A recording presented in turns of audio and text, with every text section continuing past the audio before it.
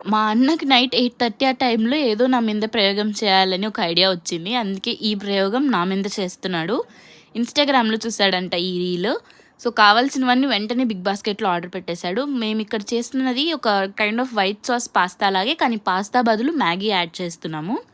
Half butter, 4 slices of cheese ఏసుకొని అవి బాగా మెల్ట్ అయ్యే వరకు మిక్స్ చేసుకోవాలి.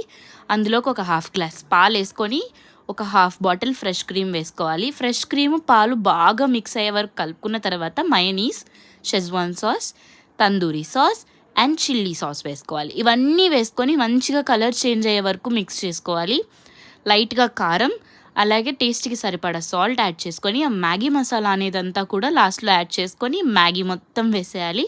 ఎక్కువ మిక్స్ చేయకండి. ఒక 2 స్పూన్స్ తీసుకొని లైట్గా మిక్స్ చేయండి. సో దట్ ముద్ద ముద్ద అవ్వదు, లేదంటే ముద్ద ముద్ద అయిపోతుంది, నూడిల్స్ ఉండదు.